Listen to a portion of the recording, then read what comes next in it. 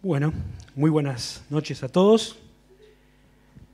Estaba pensando que este año tampoco hay vuelta ciclista, pero bueno, de a poco vamos a ir arrancando igual, aunque no llegue el último de esos, con las actividades, siempre con algunas restricciones, pero en la gracia de Dios y en la voluntad de Dios, llevando el Evangelio como lo solemos hacer. Y bueno, ya hace prácticamente un año que estamos con toda esta historia y es interesante, ¿no? Todo lo que se ha podido hacer, las diferentes puertas que el Señor fue abriendo cuando algunas se cerraban para que su palabra pueda seguir corriendo y se pueda seguir compartiendo el mensaje del Evangelio y también la enseñanza de la palabra de Dios, como estamos haciendo en esta noche. Hoy les voy a invitar a empezar con el estudio de un nuevo libro de la Biblia, que es el libro de 1 Samuel. Es un libro histórico del Antiguo Testamento que cuenta un periodo clave de la historia de Israel, ¿no? Ustedes saben que en la Biblia hebrea, 1 y 2 Samuel son un solo libro, un solo texto, ¿no? Pero nosotros lo tenemos seccionado en dos partes, y este primer libro de Samuel cubre un periodo histórico de más o menos unos 130 años aproximadamente, pero también, sobre todo, nos cuenta un punto de inflexión en la historia de Israel que pasa de ser un conjunto de tribus más o menos independientes y desordenadas, que eran guiadas por jueces, ¿no? Por caudillos que Dios iba levantando según la necesidad, a convertirse en una nación regida por una monarquía, ¿no? Concentrada, ordenada y regida por un rey. Y este cambio se produjo durante este libro de Samuel. Este cambio en la forma de gobierno no es solo una anécdota política, sino que implica también un cambio en la relación que Israel tenía con Dios, ¿no? Con los jueces, Dios gobernaba de manera directa, digamos, era lo que algunos escriben o llaman una teocracia, ¿no? Dios levantaba a algunos siervos que él elegía, ¿no? Y dotaba para alguna tarea específica y lo funcionaba de esa manera, pero después el pueblo de Israel no quiere más esa forma de gobierno, quiere tener un rey como tienen las naciones que estaban a su alrededor y entonces se vuelcan a este otro modelo de la monarquía. Vamos a ver la historia de Saúl, el primer rey de Israel, que era un hombre alto, grandote, capacitado para la guerra, pero un hombre que tenía muchas falencias desde el punto de vista espiritual. Y él al final termina siendo desechado por Dios y suplantado por David, ¿no? Que no reunía capaz que todo ese tipo de características como Saúl, pero que la Biblia dice que era alguien conforme al corazón de Dios. Y con ese rey, con David, Dios hace un pacto por el cual establece que uno de sus descendientes iba a ser rey para siempre, que iba a ser el Mesías, el Hijo de Dios. Así que este libro prácticamente cubre o se cuenta a través de la vida de estos tres actores o personajes, ¿no? Samuel, Saúl y David, ¿no? Cada uno de ellos fue dirigiendo los destinos de Israel y después la historia va a seguir. Siempre comentamos algo acerca del autor y la fecha en que se escriben estos libros, pero en el caso del libro de Samuel, no hay una clara definición de quién es el autor, ¿no? La tradición hebrea dice que fue escrito por Samuel, en colaboración con algún otro, como Natán y Gad, ¿no? Eso de la colaboración es obvio porque el libro cuenta la muerte de Samuel y algunas cosas posteriores a ese momento, así que no puede haber sido él solamente. Pero en realidad no hay una clara determinación del autor humano de este libro, ¿no? Aunque tanto los hebreos en su canon como nosotros lo tenemos incorporado porque se entendió que era un libro que tiene la inspiración divina. El contexto histórico es el final del tiempo de los jueces, ¿no? comienza ese libro a continuación del libro de Jueces y de Ruth, que están ubicados en el mismo tiempo histórico, que es un tiempo, además de este cambio que les mencionaba anteriormente, de una profunda crisis en Israel, ¿no? Todo el libro de los Jueces se caracteriza por ser bastante convulsionado, ¿no?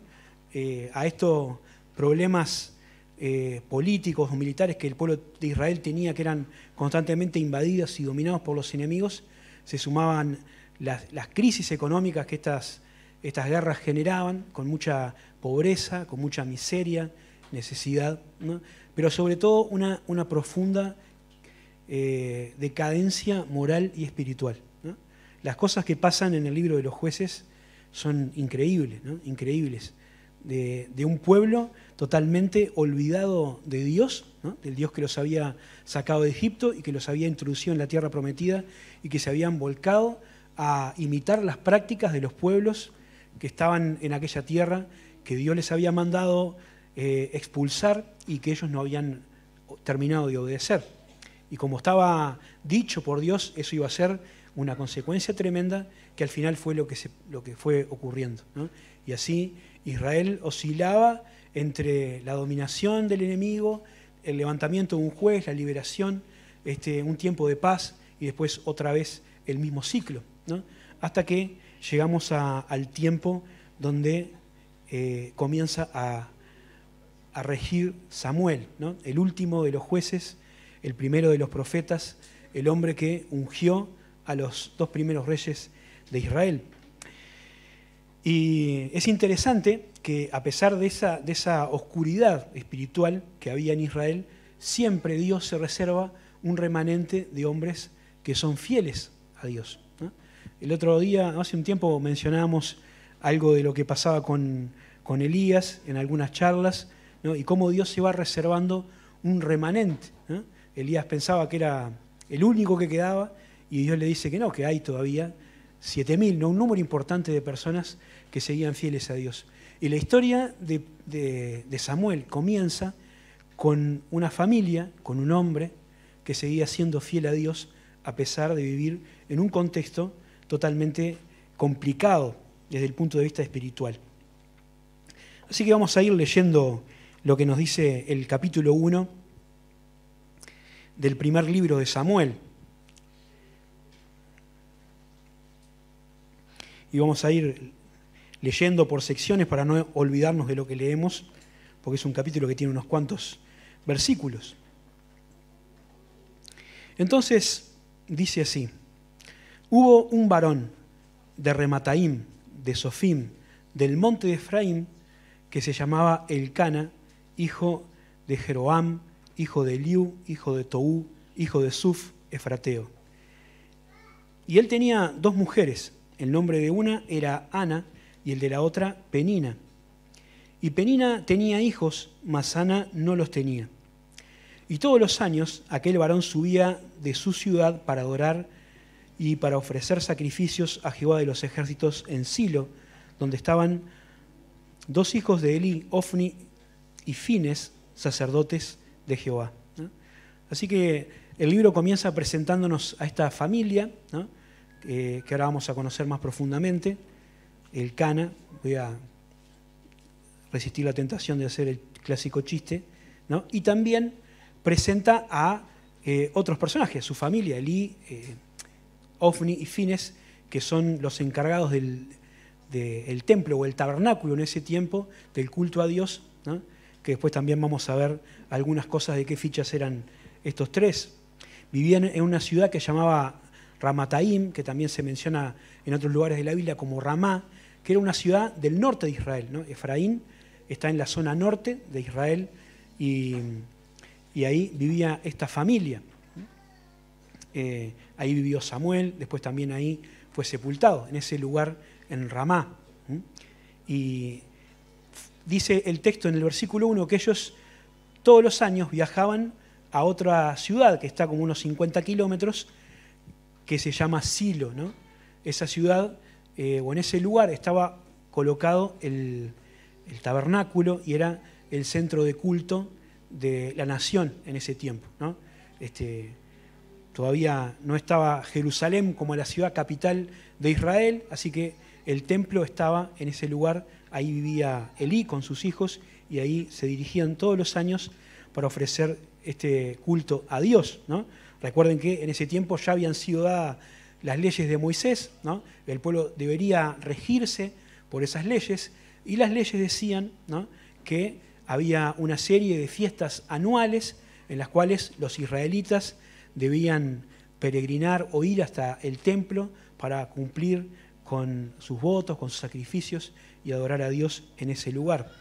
Y este hombre, Elcana, aunque no estaban dadas las condiciones, hacía ese viaje todos los años y todos los años iba con su familia para ofrecer a Dios los sacrificios que correspondían.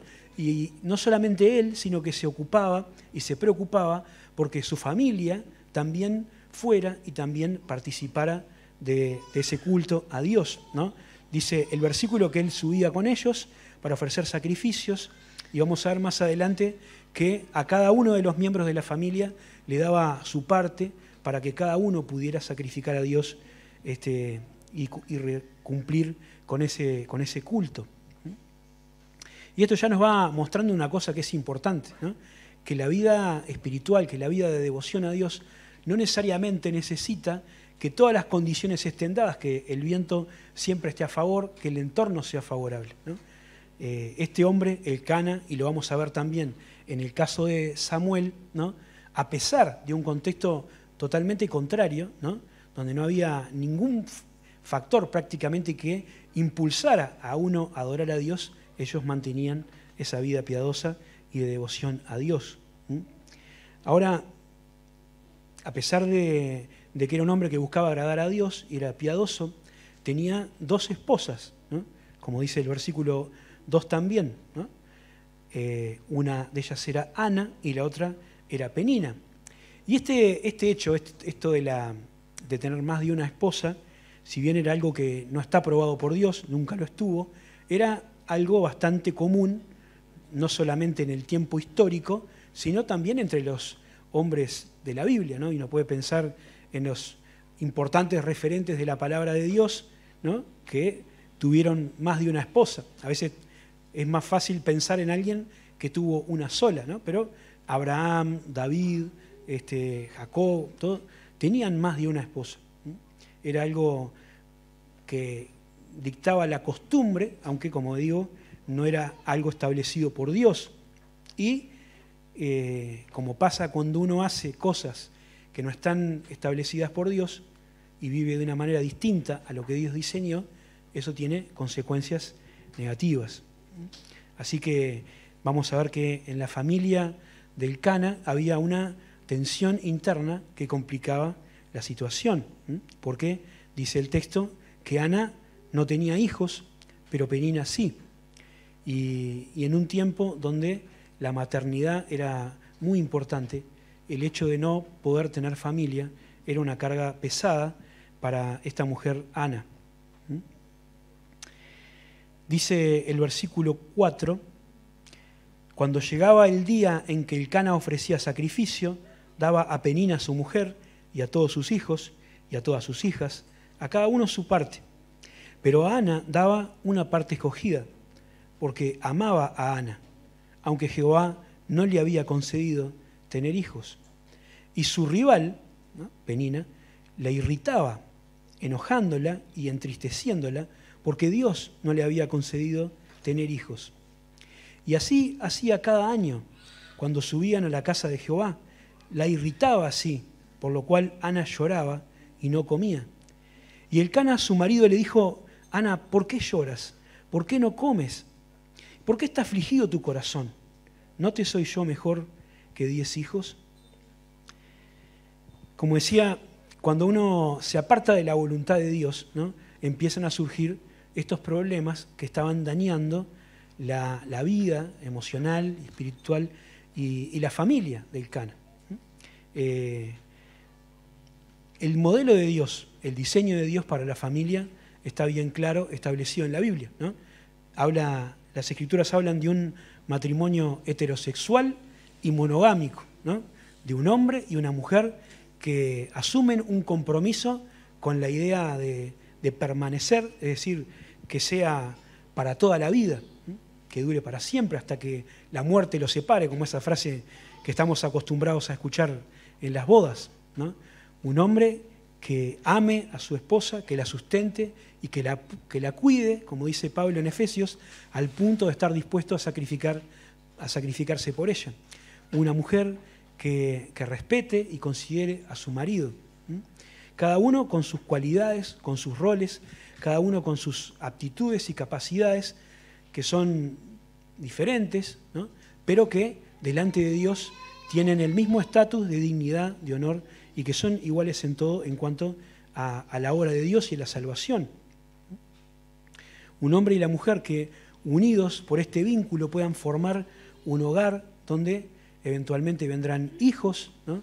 Que los padres tendrán la responsabilidad de criar y cuidar, como dice la Escritura, en la disciplina y la amonestación del Señor, siendo ejemplos de fe y de conducta para la vida de ellos.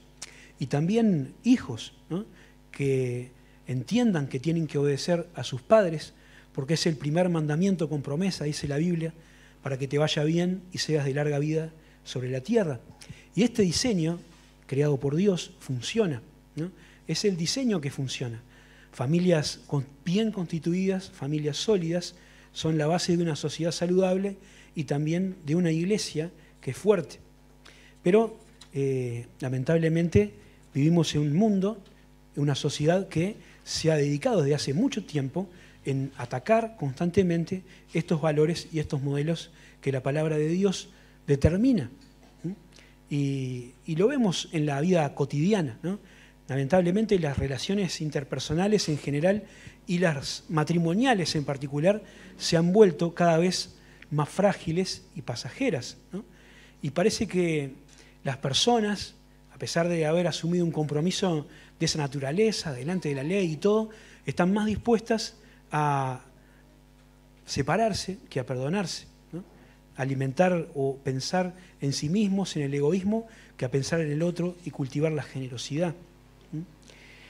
Y cuando esta filosofía o esta forma de pensar orgullosa y arrogante se infiltra en el matrimonio, genera desastre, ¿no? Porque es una forma de pensar totalmente contraria a lo que Dios pensó, ¿no? Cuando uno mira lo que significa el amor o lo que el amor hace en la palabra de Dios, se da cuenta de que es todo lo contrario a este punto, ¿no? Sin embargo, a veces los problemas materiales, las diferentes ambiciones o aspiraciones, los egoísmos o los orgullos terminan generando que una familia se termine desmoronando. Y también el ataque del sistema hace que estos modelos y estos diseños se vayan desdibujando, ¿no? No me voy a poner a hablar sobre esto porque no tengo la capacidad para hacerlo, pero si uno está atento puede darse cuenta de cómo la hegemonía cultural del sistema hace que se vayan desdibujando no solo este modelo en cuanto al diseño de la familia, ¿no? Al papá y la mamá y a los hijos, sino al propio rol y a las cualidades del hombre y a la mujer, ¿no? Se trata de que el hombre se feminice, ¿no? Que la mujer se masculinice, ¿no? Y que se haga toda una tremenda ensalada que termina perjudicando al funcionamiento y a la solidez de la familia. Y qué importante, pensaba, que nosotros como hijos de Dios seamos ejemplos de este modelo que Dios pensó para la familia, ¿no? Que tratemos de vivir exhibiendo el modelo de Dios que funciona, ¿no? Cuidando de nuestra esposa, cuidando de nuestros hijos, ¿no? Y cada uno cumpliendo el rol que Dios le estableció, para que podamos ser luz a gente que está buscando de Dios y que está a veces herida y lastimada por haber fracasado, probando modelos que no caminan, ¿no? Que se apartan de la voluntad de Dios, y también que seamos el fundamento de una iglesia que es sólida y que crece. Pero volviendo al texto, vemos que entre las dos esposas de Elcana había una tensión que estaba originada por este problema de Ana. Ana no podía tener familia y Penina sí tenía hijos y parece que tenía muchos porque dice tenía hijos e hijas. Ahora, qué interesante que el texto dice que era Dios que no le había concedido hijos, ¿no? Ana no tenía hijos porque Dios no se los había concedido. Y esto cuesta digerir porque nos hace pensar en que algunas veces nosotros tenemos que enfrentar situaciones en nuestra vida cotidiana, en nuestra vida personal, que no logramos entender, ¿no? Cosas en las cuales no podemos avanzar por el camino que nos gustaría o no podemos lograr cosas que quisiéramos hacer. Y resulta que esto no es una oposición del enemigo, ni una desgracia, ni la mala suerte, sino que es Dios que lo estableció de esa manera en su soberana voluntad. Y qué bueno es poder aprender que estas cosas a veces Dios las hace así y que también tiene su propósito, ¿no? Y en el caso de Ana vamos a ver en qué terminó. Pero a pesar de que Ana sabía eso, no podía considerar o no podía evitar sentirse sumamente triste y angustiada por esa situación, ¿no? Ana vivía en una sociedad y en un tiempo donde no tener hijos era tremendo, ¿no? Era un motivo de deshonra para la persona, ¿no? Y también para el esposo, ¿no? A tal punto que algunos sugieren, ¿no? Comentando, o gente que conoce más del contexto histórico, que el hecho de que Elcana tuviera una segunda esposa era consecuencia de que Ana no podía tener hijos y para procurarse una descendencia, entonces se recurría a sumar una esposa más a la familia, ¿no? Los hijos eran muy importantes, no solamente son esos bebitos tiernos que a todo el mundo le gusta abrazar ahí, por lo menos cuando son chiquitos, sino que eran una fuente de mano de obra para la familia y eran el sustento de los padres cuando llegaban a mayores. Así que no tener hijos no era solamente una cuestión ahí anecdótica, sino que era una cuestión importante. Elcana intentaba compensar esa situación porque dice el texto que él amaba más a Ana que a Penina, ¿no? Y se preocupaba de que ella tuviera una doble porción o una porción escogida del sacrificio que iban a ofrecer, ¿no? Algunas versiones dicen una doble porción, lo que hace pensar en que Elcana trataba de hacer sentir a Ana como más contenida y le daba una porción adicional como si tuviera un hijo, ¿no? Pero todas esas cosas no daban resultado en el corazón de Ana, ¿no? Ella sentía el puñal clavado de su esterilidad, sufría con el ataque constante de Penina, su rival, dice el versículo en la Biblia, que constantemente la estaba martirizando porque ella no podía dar a luz a su familia. Sentía su frustración, ¿no? Y ni siquiera esta contención que su esposo intentaba daba resultado, ¿no? Y eso creo que también puede pasarnos muchas veces a nosotros, ¿no? También vivimos en un mundo en el que si uno no cumple con los estereotipos, de belleza y de funcionalidad que la sociedad considera como ideales, también la puede pasar mal, ¿no? Si uno no es lo suficientemente lindo o alto o delgado o inteligente, si no tiene una buena posición económica, si no se viste de determinada manera, si no es hábil para los deportes, si no es una persona extrovertida, entonces la puede pasar mal. Es un mundo cruel, ¿no? Estas cosas. Pero y esta sociedad nos hace sentir, cuando tenemos estas carencias, que somos menos. A veces lo dicen directamente, a veces te lo hacen sentir, pero sin duda uno siente que está un escalón por abajo de los demás, ¿no? Ahora lo llaman bullying, ¿no? El acoso famoso, pero ya existía hace 30 siglos, ¿no? Y esta mujer, Ana, era víctima en su propia casa. Pero lo interesante es que a pesar de toda esa situación, ¿no? De las burlas de Penina y de esta involuntaria incomprensión de su marido, que por más que hacía no podía llegar a salvar, ¿no?, la herida de su esposa. Ana toma una decisión que es ejemplar, ¿no?, y que es una gran lección para todos nosotros, porque en una sociedad donde no la comprendían ni la aceptaban, ella busca refugio y consuelo en el Señor. Y Ana va a orar. Dice el versículo 9. Se levantó Ana, después que hubo comido y bebido en Silo, y mientras el sacerdote Elí estaba sentado en una silla junto a un pilar del templo de Jehová, ella con amargura de alma oró a Jehová y lloró abundantemente. E hizo voto diciendo: Jehová de los ejércitos, si te dignares mirar la aflicción de tu sierva, y te acordares de mí, y no te olvidares de tu sierva, sino que dieres a tu sierva un hijo varón, yo lo dedicaré a Jehová todos los días de su vida, y no pasará navaja sobre su cabeza. Y mientras ella oraba largamente delante de Jehová, Elí, que estaba observando la boca de ella, pero Ana hablaba en su corazón y solamente se movían sus labios, y su voz no se oía. Y Elí la tuvo por ebria.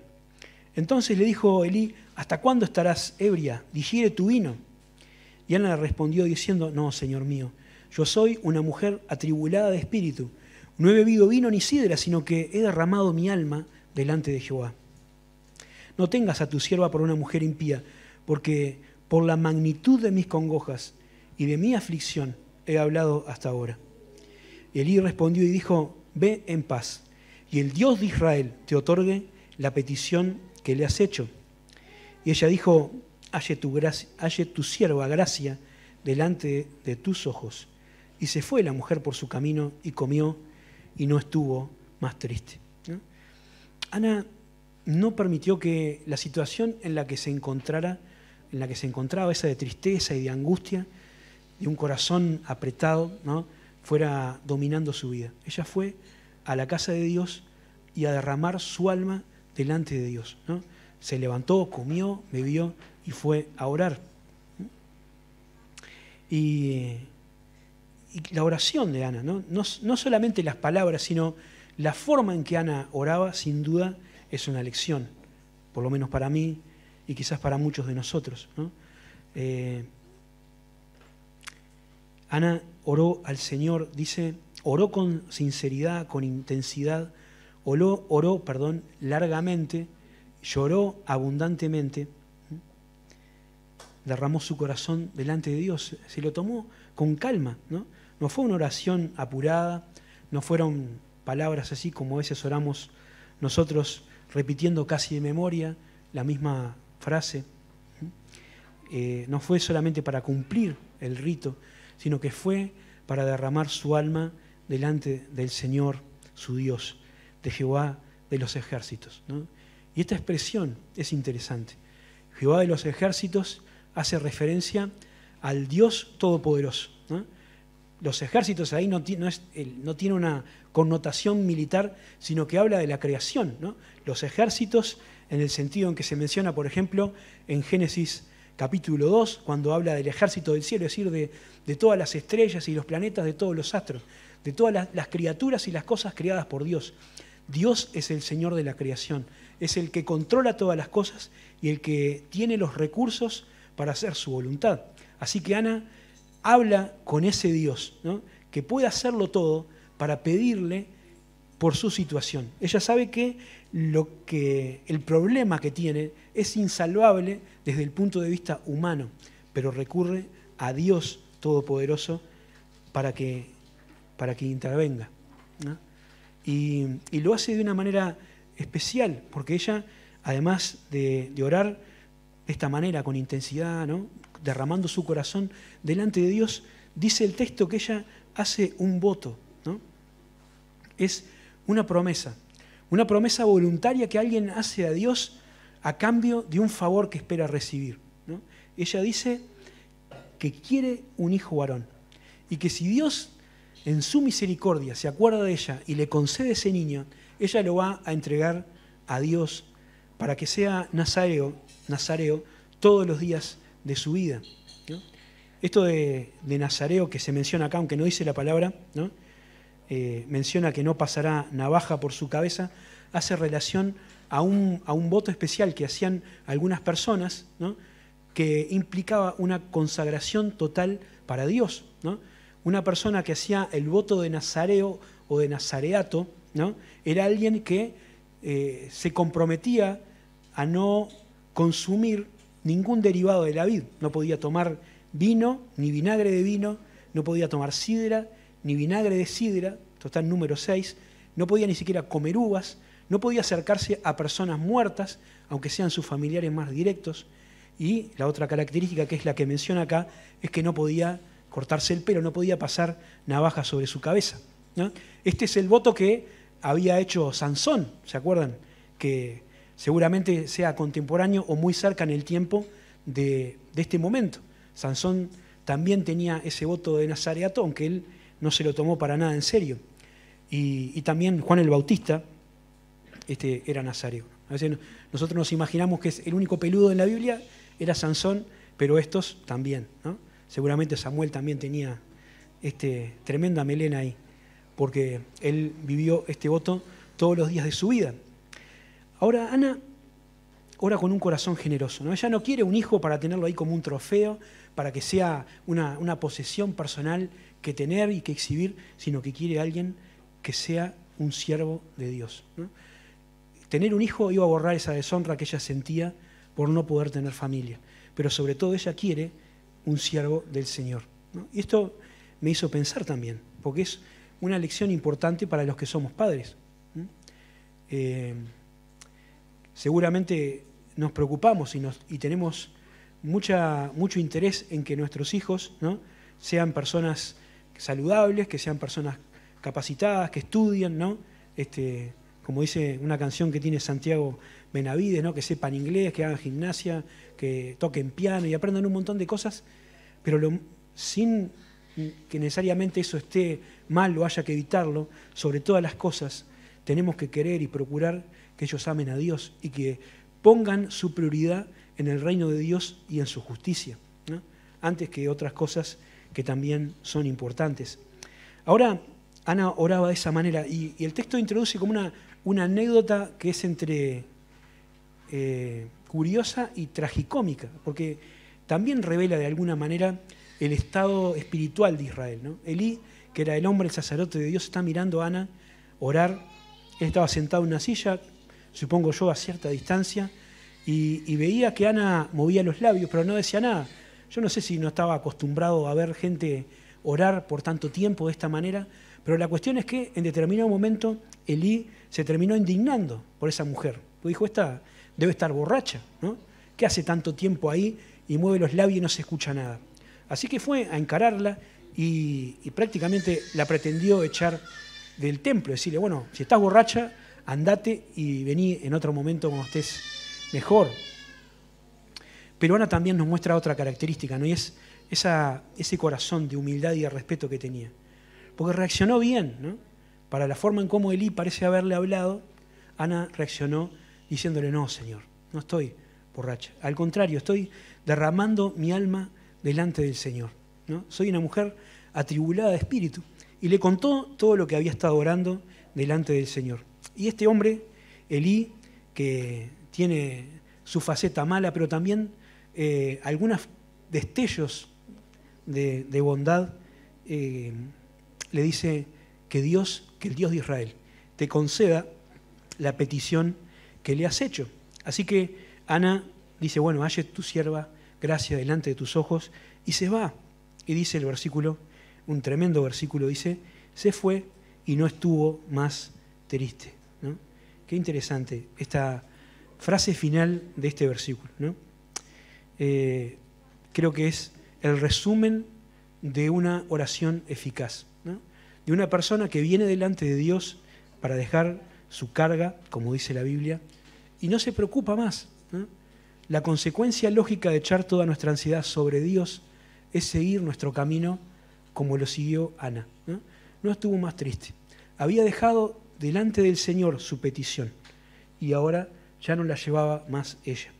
Dice el Salmo 55, 22, echa sobre Jehová tu carga y Él te sustentará. No dejará para siempre caído al justo, ¿no? Y Pedro dice algo similar. 1 Pedro 5, 6 y 7. Humillaos pues bajo la poderosa mano de Dios para que Él os exalte cuando fuere tiempo, echando toda vuestra ansiedad sobre Él, porque Él tiene cuidado de vosotros, ¿no? Y este es un pensamiento interesante para terminar, ¿no? Pensando en este llamado de Dios a que vayamos a Él, a dejar nuestras cargas, ¿no? La angustia de nuestro corazón, las cosas que no entendemos, las dudas, la incertidumbre, y dejarlas sobre sus hombros para poder continuar nuestro camino con gozo y con paz, dejando la amargura y la tristeza ahí delante del Señor. Porque como dice una canción, el que cuida de las aves, cuidará también de mí. El propio Señor nos llama a hacer eso, ¿no? Él dice, venid a mí todos los que están trabajados y cargados, que yo os haré descansar. El Señor quiere llevar nuestras cargas. Estos días, creo que ayer o hoy, no sé, Alejandro Las puso una canción ahí cantada no, porque no solo melódica, pero los que conocemos la música y sabemos la canción de la que se trata, creo que tiene mucho que ver con eso. Es una canción que dice, no hay problema muy grande que Dios no resuelva, no hay montaña tan alta que Dios no la mueva, no hay tormenta muy negra que Dios no la calme, no hay dolor ni angustia que Él no la sane. Si Él llevó las cargas del mundo sobre sus hombros, Cristo, tus cargas, mi hermano, las llevará. Si Él llevó las cargas del mundo sobre sus hombros, las cargas que a ti te agobian, las llevará. Y es una preciosa promesa del Señor, que Él cumple siempre que vamos a Él y dejamos nuestras cargas sobre sus hombros. Que Dios bendiga su palabra en esta noche. Amén.